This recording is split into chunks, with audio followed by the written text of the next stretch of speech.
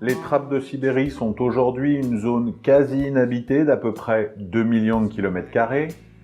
Mais il y a 250 millions d'années, à une époque que l'on appelle le Permien, elles étaient très différentes et elles ont été à l'origine d'une des plus incroyables extinctions de masse que la Terre ait connue.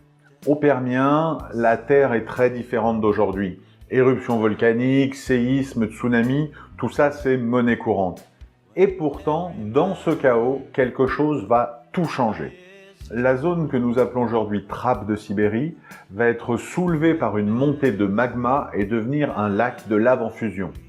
Si, quand vous avez vu l'épisode sur le Yellowstone, vous vous êtes dit qu'un volcan avec un cratère qui ferait les 3/4 de l'Île-de-France, c'était impressionnant, sachez que les trappes de Sibérie sont très loin devant le Yellowstone. Imaginez donc une étendue de lave en fusion qui représente la taille de la France, l'Allemagne, l'Espagne, le Portugal, l'Italie, le Luxembourg, la Suisse, la Belgique et les Pays-Bas cumulés.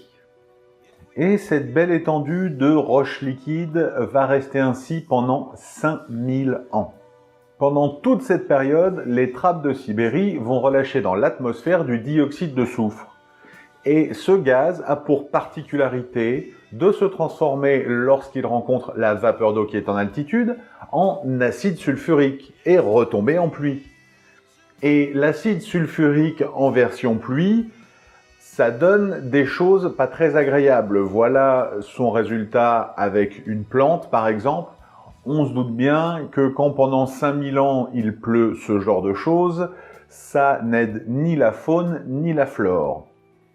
Ensuite, bien sûr, un petit hiver nucléaire comme on les a décrits dans l'épisode du Yellowstone.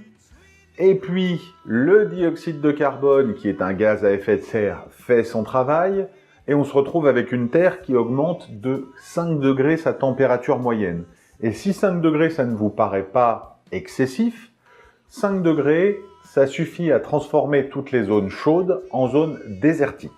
Et comme les rares moments où il pleut de l'acide sulfurique, fatalement, ça change pas grand-chose. Suite de cette merveilleuse réaction en chaîne, les océans se réchauffent. En se réchauffant, leur taux d'oxygène baisse, ce qui permet à certaines bactéries de proliférer, et ces bactéries vont dégager du sulfure d'hydrogène. Et le sulfure d'hydrogène a deux effets. Le premier, il colore l'eau en rose. Ça, c'est plutôt sympa.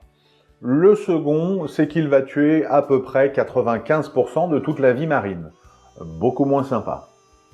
Et enfin, dernier acte, au fond des océans, nous avons du méthane qui reste emprisonné là sous forme gelée. Le problème, c'est que les océans se réchauffent, donc le méthane est libéré. Il faut savoir que le méthane est un gaz à effet de serre 5 fois plus puissant que le dioxyde de carbone. Et du coup, eh bien, la Terre reprend encore 5 degrés de plus.